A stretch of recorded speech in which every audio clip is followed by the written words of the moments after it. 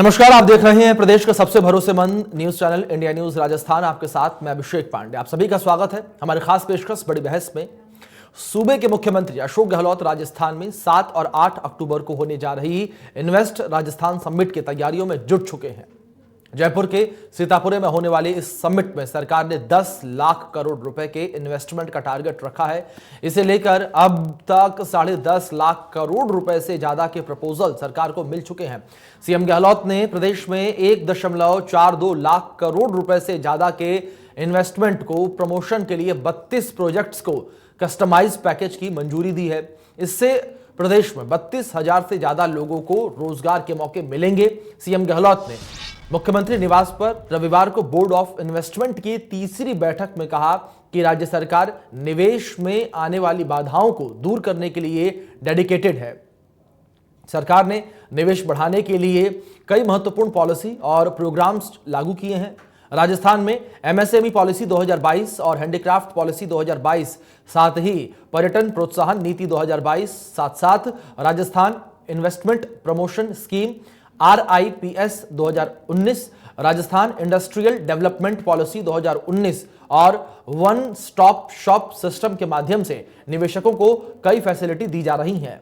प्रदेश सरकार की industrial policies के कारण बड़ी इंटरनेशनल कंपनियों ने प्रदेश में इंडस्ट्रियल यूनिट्स लगाने के प्रपोजल लगातार मिल रहे हैं। इससे राजस्थान के इंडस्ट्रियल डेवलपमेंट को और मजबूती मिलेगी। आपको बता दें कि भारत के प्रमुख इंडस्ट्रियलिस्ट जो हैं वो अंबानी और अडानी ग्रुप भी राजस्थान में रिन्यूएबल एनर्जी सेक्टर में बड़ा इन्वेस्टमेंट करेंगे और प्रदेश में करीब 1 लाख करोड़ रुपए के इन्वेस्टमेंट के लिए मुकेश अंबानी के फर्म रिलायंस न्यू सोलर ने राजस्थान सरकार से करार किया है। अडानी ग्रीन एनर्जी ने 60,000 करोड़ रुपए के एनर्जी प्रोजेक्ट्स लगाने की इच्छा जताई है। एनर्जी सेक्टर में करीब 50 MOU LOI हुए हैं। राजस्थान में 10.5 लाख करोड़ रुपए के निवेश समझौतों में से करीब 8 लाख करोड़ रुपए के MOU और LOI एनर्जी सेक्टर के हैं। ज्यादातर इन्वेस्टर्स ने solar energy, wind energy projects के लिए समझौते किए हैं, जिसमें जैसलमेर, बाड़मेर, जोधपुर, बीकानेर, जालौर सहित पश्चिमी राजस्थान के जिले शामिल हैं। इसके बाद केमिकल एंड पेट्रोकेमिकल सेक्टर में इन्वेस्टमेंट के समझौते किए गए हैं। पचपदरा रिफाइनरी के पास राजस्थान पेट्रोमेडिकल जोन प्रोजेक्ट भिवाड़ी और जयपुर जिले में पेट्रोकेमिकल इंडस्ट्री के लिए निवेशकों ने इंटरेस्ट दिखाया है। तो इसी मुद्दे पर आज की हमारी चर्चा जो है केंद्रित रहेगी। जिस तरीके से यह समिट जो है वो अब शुरू होगा, तो ऐसे में प्रदेश में तमाम निवेश होने की उम्मीद जताई जा रही है। बात करिए, जो भी इन्वेस्टर आएगा उसके अगर मान लो कानून की पालना करता है, नियमों की पालना करता है, हमारी जो शर्तें हैं उनको मानना है, तो हमारी प्रायोरिटी रहती है कि यहाँ रोजगार मिले। इन्वेस्टमेंट आएगा तो रेवेन्यू बढ़ेगी, स्टेट की रेवेन्यू काम आएगी विकास के लिए। संयुक्त में रहता है, रिव्यू मीटिंग चलती रहती है, पर दिमाग में रखें कि ये जो अब जो स्थिति बनी है और कोरोना के बाद में स्थिति और बदल गई है। अब फॉर्चुनेटली देश के अंदर दुनिया का इन्वेस्टमेंट भी आ रहा है और जा भी रहा है। लोग 9 लाख से अधिक लोग जा चुके हैं, देश छोड़ के जा चुके हैं। तो संभावित इन्वेस्टमेंट को कुछ इस तरीके से आप समझ सकते हैं। ग्राफिक्स आपकी स्क्रीन पर चल रही हैं। तो टॉप सेक्टर्स जो हैं वो है मेडिकल एंड हेल्थ का 27,000 करोड़ रुपए के संभावित इन्वेस्टमेंट जो है वो, माइंस एंड मिनरल जो है वो भी 25,000 करोड़ रुपए, टेक्सटाइल इंडस्ट्री से भी 17,000 करोड़ रुपए तक की जो इन्वेस्टमेंट है वो राजस्थान में आ सकती है। पेट्रोलियम एंड गैस 13,000 करोड़ रुपए, टूरिज्म एंड हॉस्पिटैलिटी जो है उससे भी संभावित जो इन्वेस्टमेंट है वो 13,000 करोड़ रुपए की है। 12,000 करोड़ रुपए की investment agricultural and agro food processing से भी होने की उम्मीद की जा रही है। तो आपको बता दें कि इन्वेस्टर समिट जो है वो प्रदेश में आयोजित की गई है। टॉप सेक्टर्स ये हैं और आपको बता दें कि रियल एस्टेट से 7,000 करोड़ रुपए तक जो है प्रदेश में इन्वेस्टमेंट के तौर पर आ सकते हैं और कुल इन्वेस्टमेंट जो है वो 10 लाख करोड़ रुपए तक की टॉप 10 जो सेक्टर्स हैं उनसे आ सकती है। अब यहां पर 7 और 8 तारीख को आपको बता दें कि प्रदेश में इन्वेस्टर्स समिट जो है वो आयोजित की जाएगी और ऐसे में आपको बता दें कि energy and renewable energy 8 lakh crore रुपए तक के इन्वेस्टमेंट जो है वो प्रदेश में आने की उम्मीद यहां पर की जा रही है। साथ ही आपको बता दें कि केमिकल एंड पेट्रोकेमिकल से भी 52,000 करोड़ रुपए तक का जो इन्वेस्टमेंट है वो प्रदेश में आ सकता है। और साफ तौर पर जब इतना बड़ा इन्वेस्टमेंट प्रदेश में होगा और धरातल पर जब चीजें उतरेंगी तो प्रदेश के तमाम युवाओं को साफ तौर पर इसका लाभ होगा और प्रदेश के तमाम युवाओं को इसके माध्यम से रोजगार जो है वो भी मिलेगा। प्रदेश में कई अवसर उत्पन्न होंगे रोजगार के और आपको बता दें कि जिस तरीके से 10 लाख करोड़ रुपए का जो इन्वेस्टमेंट आएगा उसके माध्यम से साफ तौर पर तमाम प्लांट्स जो हैं वो लगेंगे, तमाम चीजें जो हैं वो होंगी। डायरेक्टली इनडायरेक्टली राजस्थान के युवाओं को इससे काफी फायदा होगा। लेकिन यहां पर बड़े सवाल यहां पर ये भी उठते हैं कि जिस तरीके से इससे पहले भी समिट्स हुई हैं, इन्वेस्टमेंट समिट्स हुई हैं, इन समिट्स का क्या फायदा देखने को मिला, किस तरीके से एमओयू साइन हुए तो वो एमओयू धरातल पर उतरे, एमओयू में जो बातें कही गई उनको लेकर किस तरीके से कार्य किया जा रहा है। और अब इस बीच एक बार फिर से राजस्थान में इन्वेस्टर्स समिट जो है वो आयोजित होने जा रही है। इस बीच सवाल यह भी खड़ा होता है कि पहले के बाद अब में क्या कुछ बदलाव होंगे। अब जब इन्वेस्टर समिट होंगी तो इसमें किस तरीके से जो कंपनियां आएंगी जिनके साथ एमओयू एलओआई साइन होंगे तो इसके बाद जिन मुद्दों पर बातचीत होगी इसको जमीनी स्तर पर किस तरीके से उतारा जाएगा। बड़ा सवाल यहां पर यह भी उठेगा कि किस तरीके से प्रदेश की जनता, प्रदेश के युवाओं को इसका लाभ पहुंचाने का काम किया जाएगा।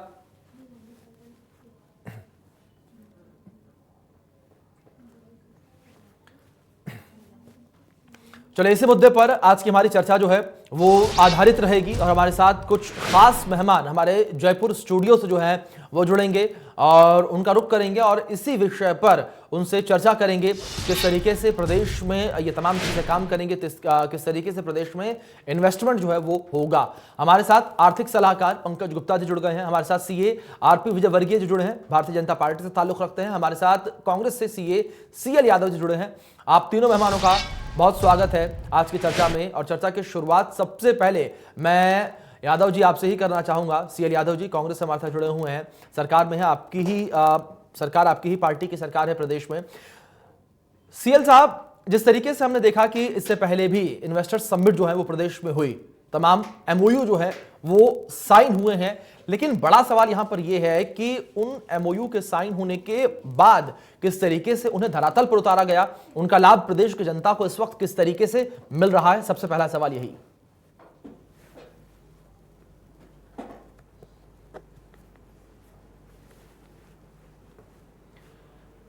यादव जी, आवाज मिल रही है आपको मेरी? आवाज कनेक्टेड है प्रॉपर नहीं।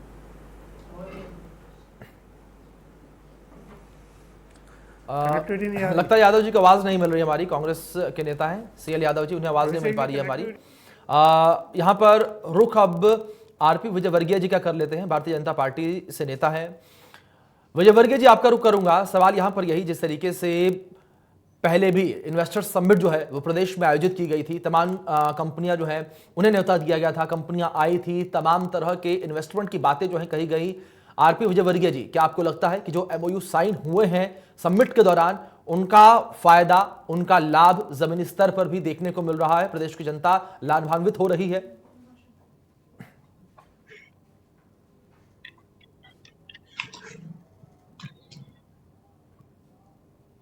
विजयवर्गीय जी, आवाज मिल रही है आपको मेरी? चलो, लगता है कुछ ऑडियो प्रॉब्लम है, शायद हमारे गेस्ट तक हमारी आवाज नहीं पहुंच पा रही है। पंकज गुप्ता जी, आपको आवाज मिल रही है मेरी? जी, चलिए, पंकज जी तक हमारी आवाज पहुंच रही है। पहला सवाल उन्हीं से कर लेते हैं, चर्चा की शुरुआत उन्हीं से कर लेते हैं। पंकज जी, सबसे पहले जानकारी आपसे मैं ये लेना चाहूंगा, जिस तरीके से प्रदेश में इन्वेस्टर समिट्स जो है वो आयोजित की जा रही है, आखिर जो ये इन्वेस्टर समिट्स जो आयोजित की जाती हैं, जिस तरीके से सम्मेलन ये आयोजित किए जाते हैं, इनका लाभ किस तरीके से आखिर मिलता है? क्योंकि लगातार कई बार ये भी कहा जाता है कि ये केवल एक दिखावा होता है, तमाम कंपनियां आती हैं, बातें कहती हैं, प्रपोजल्स होते हैं, लेकिन बाद में जब बातें धरातल पर उतारने के होते हैं तब शायद उसका उतना प्रभाव देखने को नहीं मिलता है। पंकज जी, आप किस तरीके से समझते हैं? आप बेहतर तरीके से समझते होंगे। एक्चुअली सर देखिए, इन्वेस्टमेंट समिट का जो मूल उद्देश्य है वो ये हुआ करता है हमेशा कि सरकार अलग अलग क्षेत्रों में निवेश मांगती है बड़े और छोटे उद्यमियों से, जी तो एक पूरा स्ट्रक्चर, एक ब्लूप्रिंट प्लान होता है कि किस तरह से किस क्षेत्र में किस तरह की इंडस्ट्री को लाना है। जी पूरा का पूरा वर्किंग सरकार लगभग साल भर उस पर करती है, जूझती है। बजट प्लान होता है, सरकार का क्या योगदान रहेगा, उद्यमी उसमें क्या करेगा। एक्चुअल में हमारे राजस्थान में ब्लूप्रिंट तो हम बनाते हैं। राजस्थान में हमारी जो एग्जीक्यूटिव है, आईएएस लॉबी है, जो अलग अलग इंडस्ट्रीज के लोग हैं, वो बहुत बुद्धिमान, बहुत अच्छे हैं। जी ब्लूप्रिंट तैयार होता है, लेकिन जब उसको धरातल पर लाने की बात होती है तो कहीं ना कहीं कुछ कानूनी अड़चने, कुछ पॉलिसीज बीच में आ जाती हैं। जी जैसे हमारे यहाँ पे एक वन स्टॉप सॉल्यूशन, एक वन स्टॉप शॉपी है। मैं जिसका आज तक देख पा रहा हूँ, एक्चुअल में जितने भी प्रपोजल हैं, अभी जैसे इन्वेस्टमेंट सबमिट जा रहा है अभी, जी तो मैं मान के चलता हूँ जितने भी एमओयू साइन हुए उसमें से 50% तो शायद अभी तक खत्म हो चुके हैं। बहुत सारे उद्यमियों ने पहले ही मना कर दिया, जी क्योंकि हमारे यहाँ पिछले 5-7 साल से या पिछले 15 सालों से जो मैं परफॉर्मेंस सिस्टम देखता आ रहा हूँ सरकारों का, जी एमओयू साइन हुआ, सिस्टम हुआ, लेकिन उसके बाद में जब वो एनओसी लेते हैं, अलग अलग विभागों के पास जाते हैं, चाहे कितना ही वन स्टॉप शॉप सॉल्यूशन हो, जी लेकिन एनओसी लेने में और उसमें उद्यमी इतना परेशान और ऊब जाता है उस पूरे सिस्टम से, उस सेक्टर से, कि वो इन्वेस्टमेंट को राजस्थान में लाने की बजाय किसी दूसरे जिले राज्य में ले जाने की कोशिश करता है। बिल्कुल क्योंकि हमारे यहाँ पर सिस्टम तो है, ब्लूप्रिंट है, लेकिन जब उसको धरातल पर लाने की बात होती है तो हम एग्जीक्यूशन में पुअर हैं। जी हम वहां पर पिछड़ जाते हैं, क्योंकि और इसका नुकसान पूरे सारी इंडस्ट्री को होता है, सारे राजस्थान को इसका नुकसान होता है। अगर आज 1,000 करोड़ राजस्थान में किसी रूप में है, 100 करोड़ रुपए जी किसी रूप में इंडस्ट्री में आते हैं, तो वो पूरे व्यापार में पूरे सिस्टम को स्ट्रक्चराइज करते हैं। हर जगह वो पैसा लगता है, हर व्यक्ति को उद्योग में कुछ ना कुछ काम धंधा मिलता है, निचले स्तर तक वो पैसा जाता है, लेकिन हम एग्जीक्यूशन में इतने लेट हो जाते हैं उसको करने में, हम उन समस्याओं का समाधान ही नहीं कर पाते। जी मैं व्यापारी वर्ग से भी बहुत अच्छी तरह घनिष्ठ रूप से जुड़ा हुआ हूँ। अभी भी जो एमओयू, अभी आप देखें, अभी कुछ दिनों पहले ही जो अभी जितने भी पूरे के पूरे एमओयू हुए, उनमें भी मात्र 5-7 दिन के अंदर ही बहुत सारे एमओयू तो कैंसिल हो गए, जी उद्यमियों ने आने से मना कर दिया। उसका कारण ही एकमात्र यही है जी कि हम लास्ट में हमारा सिस्टम एग्जीक्यूशन में इतना पुअर है कि हम उनको पूरा सहयोग दे ही नहीं पाते। जी व्यापारी उब जाता है, चला जाता है पैसा लेकर के अपना। जी चलिए ठीक है पंकज जी, आपने बहुत महत्वपूर्ण बात यहाँ पर कही है कि व्यापारी जो है अपना पैसा लेकर चला जाता है और आंकड़े जो हैं केवल कागजों तक ही सीमित रह जाते हैं और इन्हीं कागजी आंकड़ों को दिखाया जाता है जनता को, या फिर मीडिया चैनल्स पर बैठकर ऐसे तमाम प्रवक्ता जो हैं दिखाते हैं। चलिए अब रुक कर लेते हैं हमारे मेहमानों का। सीएल यादव जी, आपको आवाज मिल रही है मेरी? यादव जी आवाज मिल रही है आपको मेरी? अभिषेक जी, हाँ आ रही है जी। चलिए ठीक है, यादव जी की आवाज पहुंच रही है। सीएल साहब, आपने सुना यहाँ पर किस तरीके से आर्थिक सलाहकार पंकज गुप्ता जी ने तमाम बातें कही हैं। अभिषेक जी, बार बार ब्रेक हो रही है आपकी वॉइस, और जी नहीं, आवाज भी ब्रेक हो रही है आपकी बार बार। जी ठीक है, आप सवाल सुनने का प्रयास करिए मेरा, उसके बाद आवाज को भी दुरुस्त करने का प्रयास करेंगे हम लोग। सीएल यादव जी, जिस तरीके से पहले भी हमने देखा कि प्रदेश में इन्वेस्टर समिट्स जो हैं वो हुए, आंकड़े जिस तरीके से हमने पहले भी कहा, जिस तरीके से पंकज जी ने भी पहले कहा कि केवल पेपरों पर नंबरों को बढ़ाने के लिए रह गए कि इतने लाख करोड़ का फला कंपनी जो है निवेश के लिए तैयार हुई है, लेकिन उसके बाद की जो तस्वीरें हैं, कंपनियां चली गई, उनको लेकर क्या कुछ? और सवाल यहां पर यह भी यादव साहब कि जिस तरीके से कंपनियों से एमओयू तो साइन हुए, लेकिन उसके बाद उन्हें धरातल पर कैसे उतारा गया और उन्हें जमीनी स्तर पर उतार कर जो राजस्थान की जनता है उन तक लाभ कैसे पहुंचाया गया, उसको लेकर क्या कुछ किया गया?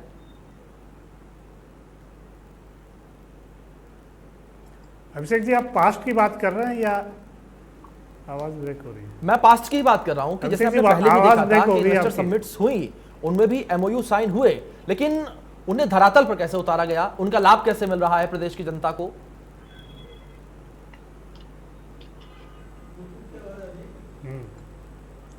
अभिषेक जी, पास्ट से कुछ लेसन्स मिलते हैं जी। आपकी आवाज ब्रेक हो रही है एक तो।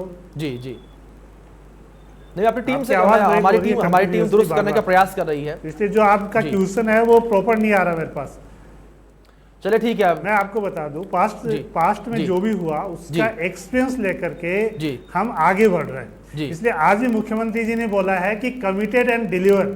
जी, हमारा कमिटमेंट है प्रदेश के साथ, हम उसको डिलीवर करना चाहते हैं। जो कमिटमेंट किया था हमने 2018 के मैनिफेस्टो में, हम पिछले 4 साल से जो पॉलिसीज लेकर के आए वो जो पॉलिसीज में हमारे कमिटमेंट थे, हम उन कमिटमेंट्स को डिलीवर कर रहे हैं, पब्लिक को धरातल पे ला रहे हैं। आपको पता होगा कि अभी आज मुख्यमंत्री जी ने बोला है कि हम 51 प्रोजेक्ट्स का शिलान्यास या उद्घाटन करेंगे 7 और 8 अक्टूबर को, जो एक बहुत बड़ी बात है।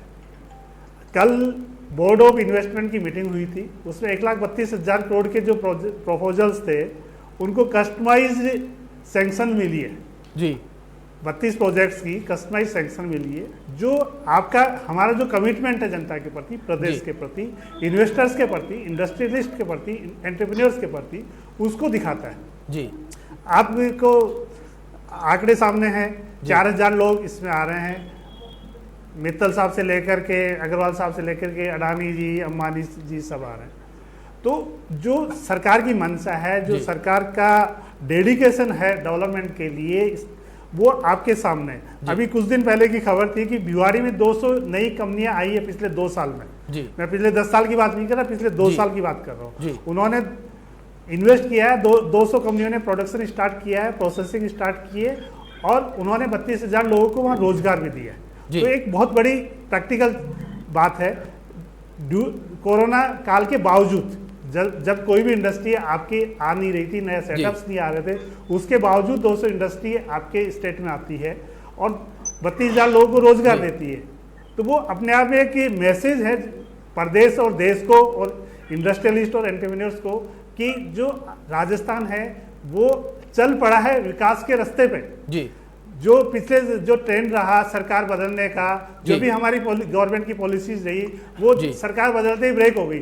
चाहे आप रिफाइनरी उठा के देख लिए, जयपुर मेट्रो को उठा करके देख लिए, बाकी इंफ्रास्ट्रक्चर के प्रोजेक्ट उठा करके देख लिए। लेकिन जब 2018 में कांग्रेस की सरकार बनी, हमारे मुख्यमंत्री जी का पहला कमिटमेंट था कि जो पुरानी जो जितने भी प्रोजेक्ट्स है उनको ठंडे बस्ते में नहीं डाला जाएगा, उनको कंटिन्यू रखा जाएगा। आप चाहे रिफाइनरी का दोबारा शिलान्यास हुआ, लेकिन हमने उसको कभी ठंडे बस्ते में डालने की कोशिश नहीं की, और रिफाइनरी मोटा मोटी हमारी सरकार के कार्यकाल में प्रोडक्शन में आ जाएगी। यादव जी, आप कह रहे हैं कि तमाम लोग जो है वो आ रहे हैं, तमाम इंडस्ट्रियलिस्ट जो हैं वो आ रहे हैं, लेकिन यहाँ पर जिस तरीके से आर्थिक सलाहकार पंकज गुप्ता जी हैं, उनका भी यही कहना है कि लोग आ तो रहे हैं लेकिन ठहर नहीं रहे हैं। ये एक बड़ा विषय है। इसी के साथ आगे बढ़ूंगा। आरपी विजयवर्गीय जी जुड़े हैं हमारे साथ भारतीय जनता पार्टी से, उनका रुख कर लेते हैं। विजयवर्गीय जी, आप तक आवाज पहुंच रही है मेरी? सबसे पहले मैं क्लियर कर लूं। पंकज जी पास्ट की बात कर रहे हैं। नहीं यादव जी, ठीक है, आपकी बातों को समझा मैं। विजयवर्गीय जी का रुख कर लेते हैं एक बार। विजयवर्गीय जी, आवाज मिल रही है आपको मेरी? जी हाँ जी, आवाज। ठीक है। सवाल यहां पर ये, आपने सुना अपने साथी सीएल यादव जी को, किस तरीके से उन्होंने तमाम बातें कही हैं, प्रदेश सरकार जो काम कर रही है उनको लेकर बातें कही हैं। लेकिन विजयवर्गीय जी, क्या आपको लगता है कि जिस तरीके से दावे, जिस तरीके से कागजों पर जो नंबर्स पेश किए जा रहे हैं, जिन नंबरों को दिखाया जा रहा है, वो नंबर जो है जमीनी स्तर की जो हकीकत है उससे ताल्लुक रखते हैं?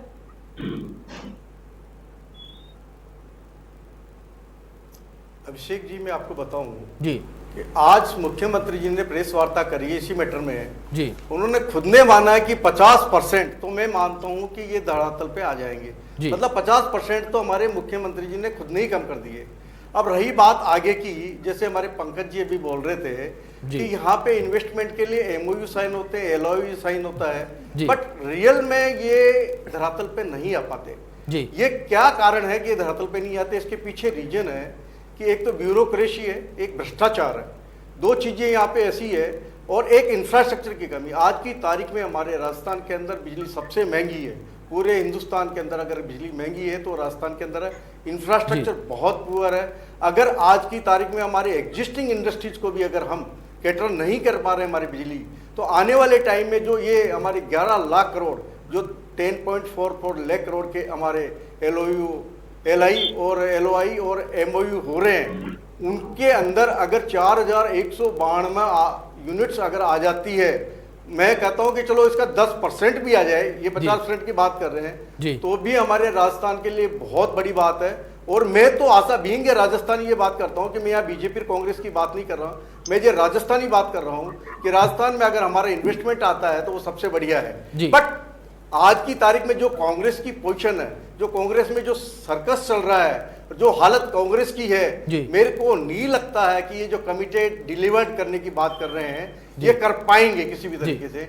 आज इनके घर के अंदर ये हालत हो रही है कि कौन उस दिन मुख्यमंत्री रहेगा, कौन नहीं रहेगा, ये हालत इन्होंने अपने आप के कर रखी। ये हमारा कोई नहीं है, ये सारी जनता राजस्थान की जानती है। इन्वेस्टर सारा जो हमारे नेशनल और इंटरनेशनल लेवल से आ रहे हैं वो भी ये जानते हैं। तो डेफिनेटली जो चीजें अच्छी नहीं हो रही, खुद मुख्यमंत्री जी जानते हैं कि जाकर के वो माफी मांगते हैं सोनिया गांधी जी से कि जो कुछ हुआ वो गलत हुआ। तो जब ये हमारे प्रदेश का मुख्यमंत्री जो मुखिया है, अगर वो इस चीज को मानते हैं तो उससे ये लगता है कि आने वाले इन्वेस्टर्स को क्या तकलीफ आने वाली है। तो आज की बिल्कुल बिल्कुल विजयवर्गीय जी, यही बात पंकज जी ने भी कही कि एमओयू तो साइन होते हैं लेकिन धरातल पर नहीं उतर पाते। पंकज जी, आप ही का रुख करूंगा। जिस तरीके से आपने भी पहले जिक्र किया था कि तमाम एमओयू साइन होते हैं और तमाम इंडस्ट्रिस्ट जो हैं वो आते हैं, वादे करते हैं, लेकिन प्रदेश की स्थिति परिस्थिति को देखकर वापस चले जाते हैं। पंकज जी, इसके पीछे कानून व्यवस्था को आप किस तरीके से देखेंगे? क्योंकि अगर क्राइम रेशियो को लेकर बात करें तो प्रदेश लगातार ऊपर जाता जा रहा है, नीचे जाने के बजाय। तो आपको ऐसा लगता है कि कानून व्यवस्था की वजह से भी जो है यहाँ पर इंडस्ट्रीज जिस तरीके का निवेश होना चाहिए वो निवेश नहीं हो पा रहा है?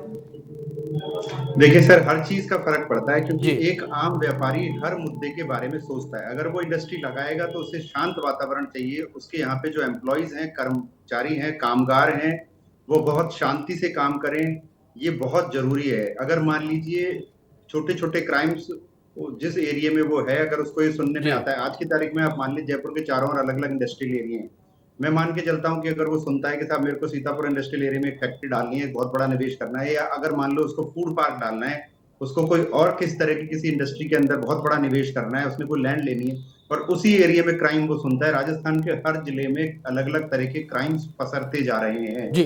आप रेप केसेस देख लें, आप महिला संबंधी अपराधों को तो चलिए अपन एक तरफ रखें, हत्या, लूट, चोरी, आगजनी ये बढ़ती जा रही है। तो हम अगर आज राजस्थान की देखिए, मैं सेम अगर तुलना करूं तो अफ्रीकन कंट्रीज में बहुत सारे कंट्रीज ऐसे हैं, मैं इंटरनेशनल अगर ट्रेड की बात करूं जैसा मेरा अनुभव है, तो बहुत सारे कंट्रीज ऐसे जिसमें व्यापारी राजस्थान से जाने पे या पूरे संसार से जाने पे डरता है कि नहीं वहां पे 7 बजे बाद 8 बजे बाद नहीं निकलना। लेकिन अगर यहाँ पर भी उस तरह की स्थितियां कानून व्यवस्था की होती जाएंगी, सख्त लॉ एंड ऑर्डर नहीं होगा, तो एक आम व्यापारी जहाँ किस तरह से सेफली इन्वेस्ट करेगा। आप एक बार तो ये कहते हैं कि अब रात्रि नाइट बाजार भी आएगा, हम बहुत बड़े लेवल पे इसको महानगर के रूप में देखते हैं, अलग अलग आप जयपुर को ही देखें, महानगर के रूप में देखते हैं। फिर दूसरी तरफ आप कहते हो लॉ एंड ऑर्डर दुरुस्त नहीं है, आप रात को 10 बजे बाद हमारे हाथ में कुछ भी नहीं है, आप अपनी व्यवस्था खुद करें, आप अपने हिसाब से सब कुछ खुद करें। तो ऐसे कैसे होगा? क्योंकि एक राज्य का मुखिया ही अगर लॉ एंड ऑर्डर के बारे में ये टिप्पणियां करे, मैं एक्चुअल में माननीय मुख्यमंत्री जी पे पर्टिकुलर टिप्पणी नहीं कर रहा, क्योंकि वो भी एक्चुअल में पूरा सिस्टम तो कहीं ना कहीं ब्यूरोक्रेट्स के हाथ में है, एक पूरा समन्वित सहयोग उनको भी सचमुच नहीं मिल पा रहा। लेकिन कहीं ना कहीं पूरे राज्य सरकार के अंदर कहीं ना कहीं लॉ ऑर्डर की प्रॉब्लम है। राजस्थान आज अपराध के क्षेत्र में धीरे धीरे ग्राफ बढ़ता जा रहा है, तो इन्वेस्टमेंट अपने आप राजस्थान से सरकेगा। आप इंटरनेशनल, क्योंकि बाहर का व्यापारी अलग अलग मानकों के उसको देखते हुए पैसा लगाता है, बाहर से विदेश से कोई भी अगर कई हजार करोड़ रुपए लगाएगा तो हर बिंदु को देखेगा, अपराध का क्या स्तर है, क्या मुझे सारे के सारे एनओसीज और सब कुछ मेरा व्यापार के अंदर मुझे इजीली मिल जाएंगे, क्या मैं जिसको यहाँ पर व्यापार के बाद में अगर पैसा लगाऊंगा, कोई भी इंडस्ट्री लगाऊंगा, तो मुझे पैसे की रिकवरी कैसे होगी, सब कुछ हर बिंदु के बारे में सोचता है। तो ये भी एक बहुत बड़ा बिंदु है, इसको भी 10-20% हर व्यापारी बड़े लेवल पे इन्वेस्ट करने वाला देखेगा। बिल्कुल साफ तौर पर पंकज जी, ये भी एक बड़ा बिंदु है कि जिस तरीके से प्रदेश में कानून व्यवस्था लचर साबित होते हुए नजर आ रही है। अब इसी के साथ सीएल यादव जी का रुख कर लेते हैं। यादव जी, सबसे पहले आपको आवाज मिल रही है मेरी क्लियर? अब हाँ, क्लियर आ रही है। चलिए ठीक है। यादव जी, आपने सुना यहाँ पर पंकज जी को भी, लेकिन जिस तरीके से यहाँ पर प्रदेश की जो कानून व्यवस्था है, क्या आपको नहीं लगता कि वो भी कहीं ना कहीं एक बड़ा पहलू है जिस वजह से जो बातें पेपर पर कही जाती हैं वो जमीनी स्तर पर देखने को नहीं मिल पाती? जिन इन्वेस्टमेंट की बात कही जाती है पेपरों पर, वो जमीनी स्तर पर जो है नहीं देखने को मिलती हैं?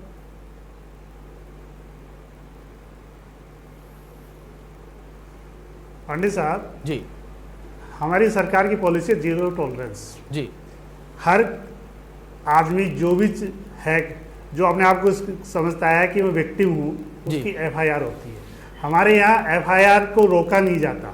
बाकी प्रदेश में मैं समझता हूँ गुप्ता जी शायद धरातल से बाहर एसी चैम्बर्स में बैठ करके बातें कर रहे हैं, धरातल पे नहीं उतरते गुप्ता जी। मैं धरातल पे रहता हूँ और राजस्थान के दूसरे नेबर स्टेट से बात करोगे तो मैं समझता हूँ कि 50% से कम क्राइम से राजस्थान में कंपेरेटिवली बाकी स्टेट से। तो रही कम FIR होना, FIR के बाद में FIR लगना, दोनों के बीच में बहुत बड़ा गैप है। हमारे मुख्यमंत्री गहलोत साहब का स्टेटमेंट था कि 55% FIR फर्जी होती है, जिनमें कोई तथ्य नहीं होती है, आधारहीन होती है।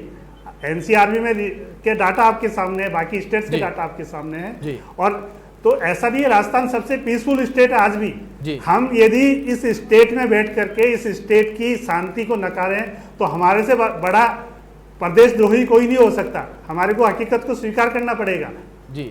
बाकी स्टेट्स में जाकर के 7 बजे बाद में आप निकलोगे ना तो रोड पे आपको एस्कॉर्ट की गाड़ियां मिलती है। तो ऐसे राजस्थान में हालात नहीं है। रात को 2 बजे भी जा सकते हैं, रात को 1 बजे भी जा सकते हैं। और क्राइम ऐसा नहीं है कि जहाँ प्रोस्पेरिटी है, जहाँ दूसरे बहुत सारे रीजन्स होते हैं क्राइम के, उसके ऊपर सोचना हमारी सोसाइटी का फर्ज है।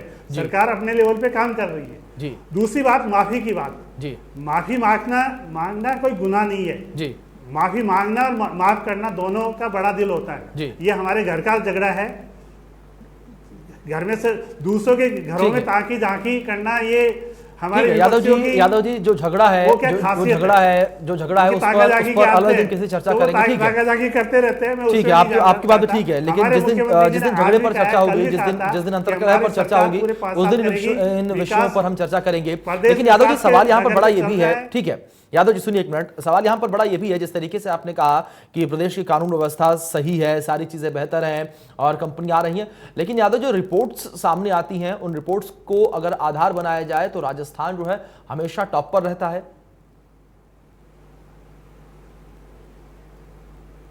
कौन सी रिपोर्ट्स में? कानून व्यवस्थाओं को लेकर, अपराधों को लेकर, अपराध जो बढ़ रहे हैं, आपराधिक गतिविधियां जो बढ़ रही हैं, अगर NCRB की बाकी स्टेट से आप कंपैरिजन कर लीजिए साहब, आप दूसरे स्टेट से कंपैरिजन कर लीजिए। NCRB, मैंने कहा, हमारे मुख्यमंत्री जी ने कहा कि 55% FIR फर्जी होती है। दूसरे स्टेट से कंपैरिजन कीजिए जहाँ पे FIR होती नहीं है, रात में लाशों को जला दिया जाता है, कोई आवाज नहीं होती। सिविल सोसाइटी कहाँ है? आपका ह्यूमन राइट कमीशन कहाँ है? इंडियन कहाँ? आपके मानवाधिकार आयोग कहाँ? महिला आयोग जहाँ रातों में बच्चियों को जला दिया जाता है, हमारे यहाँ नहीं होता। या सरकार, हमारे मुख्यमंत्री जी कहते हैं यदि किसी के साथ नाइंसाफी हुई है, किसी के साथ अत्याचार हुआ है, जाके विपक्ष मुआयना करे जी। हमारे यहाँ किसी को जाने से रोका नहीं जाता, पुलिस नहीं लगाई जाती, बैरिकेडिंग नहीं किए जाते। हमारे यहाँ ओपन है, जिसको जाना है रिपोर्ट करें। ये विपक्ष का भी उतना ही फर्ज है जितना सरकार का है। हमारे यहाँ तो ओपन है, ट्रांसपेरेंट है, हम कोई छुपाते नहीं है। हमारे मुख्यमंत्री जी क्लियर कहते हैं कि राजस्थान में किसी के साथ अन्याय नहीं होना चाहिए जी। कोई भूखा नहीं सोना चाहिए जी। गरीब को गणेश मान करके यहाँ काम होता है। हवाई बातें नहीं होते, झूठ के आंकड़े परोसे नहीं जाते हमारे यहाँ। MOU आपके साथ में है, पहले समिट हो जाती थी, MOU नहीं होते थे, LOI नहीं होते थे। MOU आपके सामने है, LOI आपके सामने है। 520 प्रोजेक्ट जो MOU हुए उनमें से स्टार्ट हो चुके हैं। 200 कंपनियां भिवाड़ी में इटसेल्फ में स्टार्ट हो चुकी है। बाकी बड़े इन्वेस्टर्स के जो आपके पोजीशन है वो सामने है। आज राजस्थान में 10,000 से ज्यादा मेगावाट सोलर एनर्जी का प्रोड्यूस कर रहा है। वो क्या हवा में हो गया? वो जो महंगी बिजली की बातें कर रहे थे मेरे दोस्त, महंगी बिजली की बातें कर रहे थे मेरे दोस्त, तो गुजरात मॉडल ने जिस देश को तबाह कर दिया, उस गुजरात में जाके देखिए वहां इलेक्ट्रिसिटी के क्या हाल है। बिना किसी घोषणा के इलेक्ट्रिसिटी। यादव जी जिस तरीके से आप जिक्र कर रहे हैं, ठीक है, 1 मिनट आपको रुकूंगा, 1 मिनट यादव जी 1 मिनट आपको रुकूंगा। एक डाटा मैं आपको बता देता हूं, जिस तरीके से डाटा जो रिलीज किया गया है नेशनल क्राइम रिकॉर्ड्स ब्यूरो की ओर से, जो 2022 का आधिकारिक डाटा है, अगर उसको लेकर बात करूं, जिस तरीके से आपने जिन बातों का जिक्र किया है कि प्रदेश में शांति है, प्रदेश में कानून व्यवस्था बेहतर है और दूसरे राज्यों को देखने की सलाह आपने दी, तो यहां पर आपको बता दूं कि इस लिस्ट में राजस्थान ने टॉप किया है क्राइम को लेकर।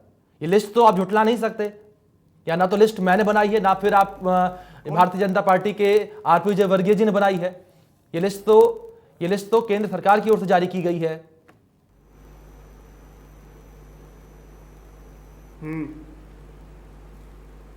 आवाज डिस्टर्ब हो गई आपकी यादव जी। अब आवाज डिस्टर्ब होगी क्योंकि जवाब नहीं होगा। ठीक है, विजय वर्गीय जी का रुख कर लेते हैं। ठीक है, विजय वर्गीय जी जुड़े हैं हमारे साथ, RP विजय वर्गीय जी जुड़े हैं बीजेपी से।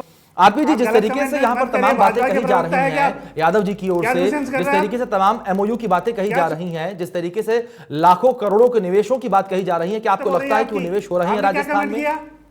तमीज से बात करिएगा, मेरे को जरूरी नहीं स्टूडियो में बैठना, स्टूडियो में बैठना जरूरी नहीं है मेरे को।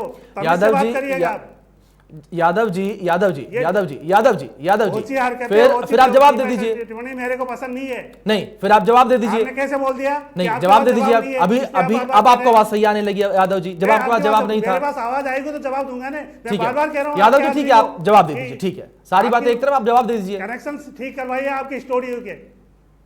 यादव जी, मैं वही बोल रहा हूँ कि ठीक है, कोई नहीं, आप जवाब दे दीजिए। जवाब देने के लिए आप जवाब दे दीजिए। कमेंट नहीं करेंगे यादव जी, आप जवाब दे दीजिए। जवाब देने के लिए बैठा हूं, पहले आप। मैं आपको यादव जी वही कह रहा हूँ, मैं वही कह रहा हूँ कि सवाल आपने समझ लिया, जवाब दे दीजिए। आपने कैसे बोल दिया ऐसे कि आपके पास जवाब नहीं है? ठीक है यादव जी, आपको आवाज मिल रही है मेरी, आप सुन रहे हैं मुझे सही क्लियर? हाँ या ना कहें पहले आप, हाँ या ना कहें पहले, आपको बताइए, आपको मेरी आवाज मिल रही है क्लियर? आवाज की कनेक्टिविटी प्रॉपर कीजिए। अभी आपको आवाज मिल रही है यादव जी? आ रही है अभी। ठीक है, मैं प्रश्न दोहरा देता हूं, आप जवाब दे दीजिए। ठीक है यादव जी, कोई स्वीकार करे कि जब यादव जी एक मिनट सुनिए, मैं प्रश्न दोहरा देता हूं, आप जवाब दे दीजिए। आपको आवाज अब क्लियर मिल रही है? ठीक है, मैं प्रश्न दोहरा देता हूं। जिस तरीके से मैंने यहां पर राष्ट्रीय अपराध रिकॉर्ड ब्यूरो जो है उसके द्वारा जो डाटा जारी किया गया है उसका हवाला दिया है, उसमें राजस्थान टॉप पर है। अगर आपराधिक गतिविधियों को लेकर बात करें, आपराधिक घटनाओं को लेकर बात करें, तो राजस्थान में सबसे अधिक है।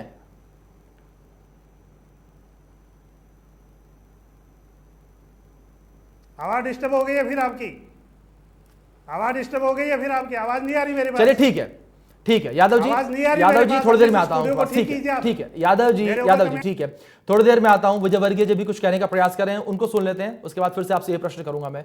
ठीक है विजय वर्गीय जी, आपका रुख और सवाल आपसे वही है कि जिस तरीके से तमाम बातें कही जा रही हैं, लाखों करोड़ों के निवेश की बातें कही जा रही हैं, क्या आपको लग रहा है कि प्रदेश में निवेश हो रहे हैं?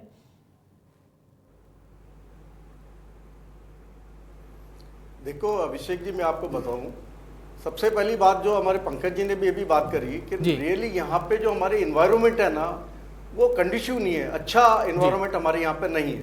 बेसिकली उसके पीछे रीजन क्या है कि जो आपने बताया कि क्राइम रिपोर्ट में हम नंबर 1 है राजस्थान, और ये यादव जी अच्छी तरीके से जानते हैं। कोई सा अखबार ऐसा नहीं होता जिसके अंदर पहली न्यूज इस तरह की नहीं आती है। मीडिया में खबरें कैसी आती है सबको मालूम है। तो बेसिकली क्या ये आइडिया पता नहीं है कहाँ राजस्थान में रहते हैं, कहाँ रहते हैं, मुझे पार्टी के प्रवक्ता बन करके अगर ये एंकर बैठे हैं, अभी तक आप तमीज की बातें कर रहे थे, आप भूल गए? आपकी बड़ी जल्दी भूल गए यादव जी आप तमीज। अरे यादव भाई जी आप सुनो, ये बात क्या है, देखो अपन रिकॉर्ड की बात कर रहे हैं, वो बात कर रहे हैं जो नेशनल रिकॉर्ड है उसको तो मानो कम से कम। मान रहे हैं ना, आपका तो बनाया हुआ है, मेरा नहीं बनाया हुआ है।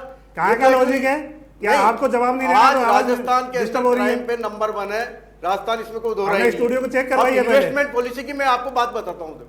आज की तारीख में आज ये कहते हैं कि साहब मोदी जी सिर्फ 2 आदमियों को, अडानी को और अंबानी को प्रोत्साहित कर रहे हैं। आज की तारीख में रिन्यूएबल एनर्जी में हमारे 8 लाख करोड़ का इन्वेस्टमेंट आ रहा है।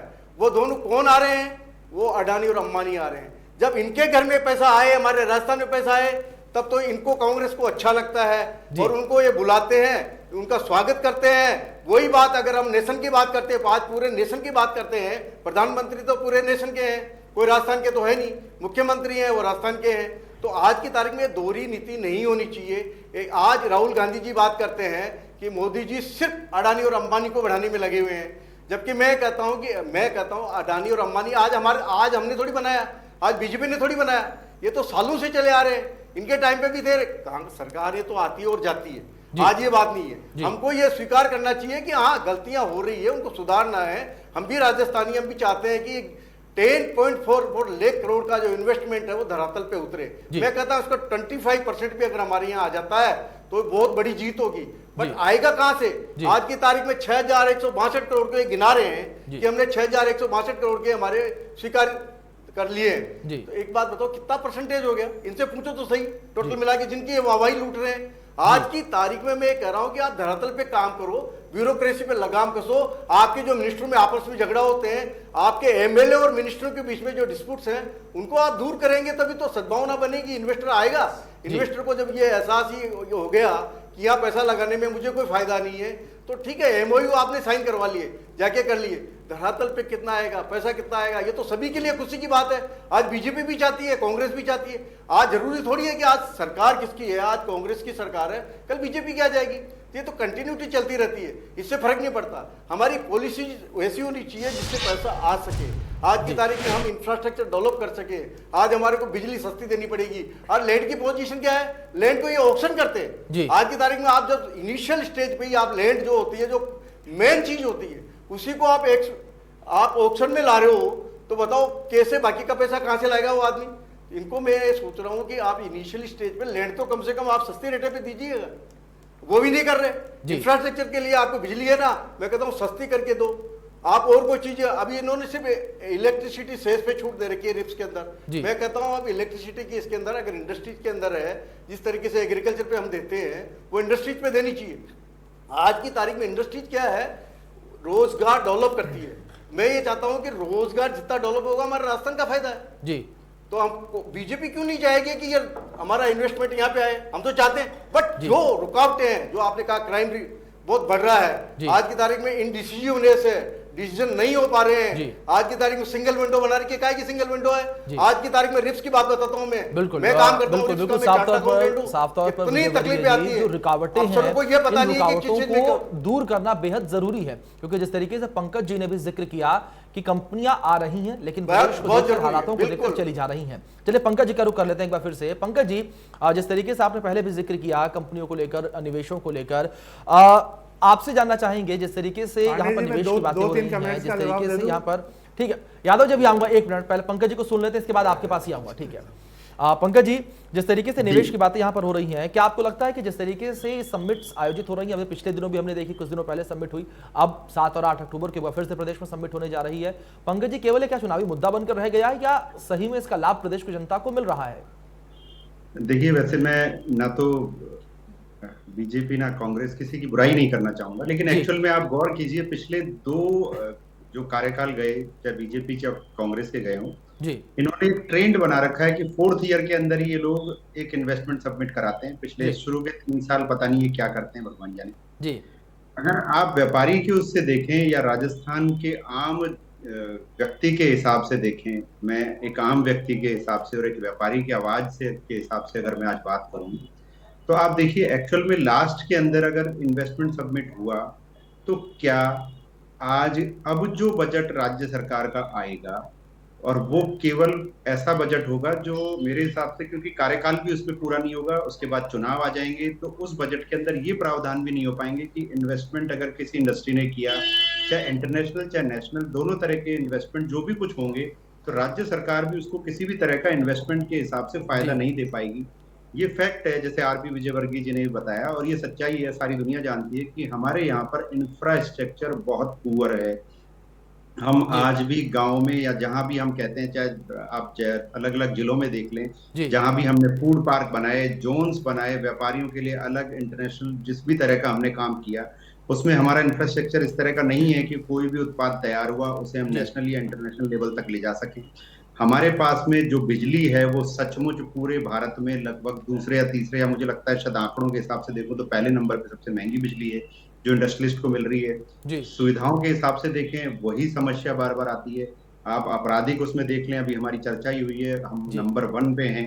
तो हम कैसे ये उम्मीद करें कि एक व्यापारी जिसने हमसे केवल LOI और MOU के रूप में वादा किया, और उसके बाद में धरातल के रूप में हम 4th ईयर के अंदर, जब हमारा कार्यकाल लगभग खत्म होने वाला है, हमारा लास्ट जो बजट था, जिसको हम वास्तव में बजट कहें, वो हमारा जा चुका, हम उसको डिक्लेयर कर चुके, अलग अलग मदों पे हम पैसा असाइन कर चुके।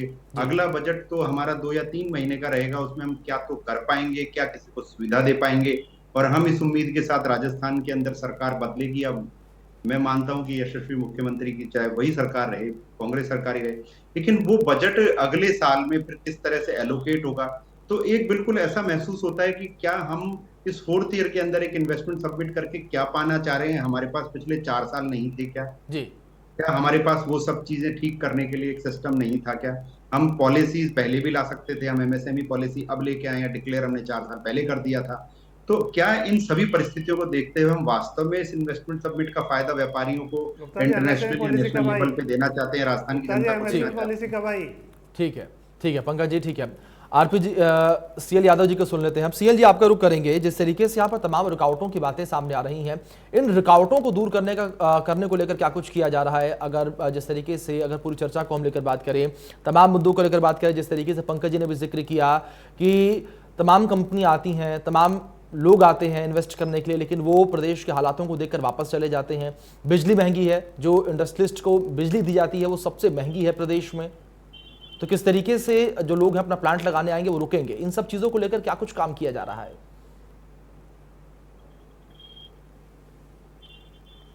गुप्ता जी इलेक्ट्रिसिटी के स्टेट वाइज डाटा देंगे तो फिर अपन डिस्कस करेंगे इस मैटर पे जी। दूसरा, 4th ईयर की बात कर रहे हैं कि साहब 4th ईयर में जाकर के इन्वेस्टमेंट समिट हो रही है जी। पॉलिसीज लॉन्ग टर्म के लिए बनती है या शॉर्ट टर्म के लिए बनती है? 2-4 महीने के लिए बनती है। किसी को 5 किलो अनाज देना है, आज जरूरत है, वो शॉर्ट टर्म होता है जी। इंडस्ट्री सेटअप, इंफ्रास्ट्रक्चर, ये लॉन्ग टर्म विजन्स होते हैं, ठीक है। तो गुप्ता जी को यहाँ करेक्ट करना चाहिए। तीसरी चीज, जब हमारी सरकार 2018 में आई, 2019 में लोकसभा चुनाव थे, लोकसभा चुनाव के इमीडिएट बाद में 2019 में रिप्स पॉलिसी आई, एमएसएमई पॉलिसी आई, जो गुप्ता जी कह रहे हैं कि अभी आई एमएसएमई पॉलिसी, वो 2019 में आ चुकी थी। आपकी सोलर एनर्जी पॉलिसी आई, आपकी एनर्जी पॉलिसी आई 2019 में, agro business, agro export policy 2019 में आई, solar wind and hybrid energy policy 2019 में आई। तो आपको बेस बनाना पड़ेगा। जो पिछले 5 साल में जो खड्डे खोदे थे बीजेपी की सरकार ने, उन खड्डों को भरने के लिए, पॉलिसीज में स्टेबलाइजेशन लाने के लिए हमने रिप्स कब आ जानी चाहिए थी जी, इमीडिएट आ जानी चाहिए थे जीएसटी के बाद में 2017 के। सरकार कतरा रही थी भाजपा की रिप्स पॉलिसी लाने से जी, क्योंकि उसको पता था कि मैं कहां से दूंगी। किसान लोन माफ करके गए, कब करके गए? चुनाव से 1 दिन पहले कि साहब ये 6,000 करोड़ के हम किसान लोन माफ कर रहे हैं, हमने वो भी चुका है और 18,000 करोड़ रुपए के किसान लोन दूसरे भी माफ किए। तो हमारी गलत बोल रहे हो, बजट के अंदर घोषणा की थी किसान लोन की, आप गलत बात कर रहे हो, आपको पता ही नहीं है, आप क्या बोल रहे हो? आप डाटा दे देना। आपको ये डाटा क्या है? बजट के अंदर घोषणा की थी 50,000 रुपए पर किसान का कर्जा माफ करने के लिए वसुंधरा जी ने बजट में बात करी थी। आपको एहसास ही नहीं है? डेट बता दो, क्या पढ़ाई करके आया करो, डेट बता दो, क्या बात कर रहे हो? डिक्लेयर किया आपने, आपको यही एहसास नहीं कि आप क्या बात कर रहे हो? कर्ज माफी किसानों की कब माफ की, उनके खाते में पैसे कब भेजे आपने? यदि बजट में की तो पिछले अगले 7 महीने तक के लिए किसानों को पेमेंट क्यों नहीं किया? क्यों उनके लोन वेव? आपने घोषणा करी थी ना 98,000 करोड़ की जगह 18,000 करोड़, अभी तक तो 14,000 करोड़ भी नहीं दे पाए। 18,000 बेरोजगारों को जो भत्ता देना था वो आपने दे नहीं पाए। आपने क्या किया? उसके बाद आपने तो कुछ भी नहीं किया। सरकार बचाई आपने 3 साल तक सिर्फ सरकार बचाने में लग रहे हो। हमने प्रदेश की जनता को बचाया, कोरोना में प्रदेश की जनता को बचाया, ऑक्सीजन दवाइयां सब दिए हमने। गंगा में बहती लाशों के यहाँ से खपन नहीं, आप लोग गंगा में बहती हुई लाशों से खपन नहीं की, बचाने के लिए हमने हर आदमी को बचाया, होटलों में चले जाते हो, कभी जैसलमेर चले जाते हो, आपका कुछ पता ही नहीं है। आप हम बैरिकेड नहीं लगाते। आप तो कोविड के टाइम पर भी, क्योंकि आपके कांग्रेसी बाहर नहीं निकल जाए, आपने बैरिकेड लगाए। आप कैसी बातें करते हो? चलिए ठीक है, विजय वर्गीय जी, ठीक है विजय वर्गीय जी, यादव जी, ठीक है। चलिए यादव जी, जिस तरीके से तमाम बातों का आप जिक्र कर रहे हैं यहाँ पर, जिस तरीके से हमने पंकज जी को भी सुना, यहाँ पर विजय वर्गीय जी को भी सुना, यहाँ पर कहीं ना कहीं प्रदेश सरकार को जो तमाम रुकावटें यहाँ पर आ रही हैं इन्वेस्टमेंट के दौरान, इन रुकावटों को दूर करना जो है बेहद जरूरी है। क्योंकि जिस तरीके से पंकज जी ने भी तमाम बातें कही हैं कि पेपरों पर बातें कुछ और होती हैं, आंकड़ों की बातें कुछ और होती हैं, लेकिन जमीनी स्तर तक आते आते बातें कुछ और रह जाती हैं। चलिए इसी के साथ आरपी विजय वर्गीय जी और सीएल यादव जी, पंकज गुप्ता जी, आप तीनों लोगों का बहुत शुक्रिया चर्चा में शामिल हुए, कीमती वक्त आपने इंडिया न्यूज राजस्थान को दिया। इसी के साथ जिस तरीके से एक बार फिर से प्रदेश में 7 और 8 अक्टूबर को इन्वेस्टर समिट्स जो है वो होने जा रहा है। अब देखना दिलचस्प यहाँ पर ये रहेगा कि कितने एमओयू साइन होते हैं, और सबसे बड़ी बात यहाँ पर ये रहेगी कि एमओयू साइन होने के बाद कितने लाख करोड़ रुपए राजस्थान के धरातल पर उतरते हैं और इसका लाभ राजस्थान की जनता को कितना होगा। फिलहाल बुलेटिन में इतना ही। तमाम बड़ी अपडेट्स के लिए आप बने रहें इंडिया न्यूज के साथ। धन्यवाद।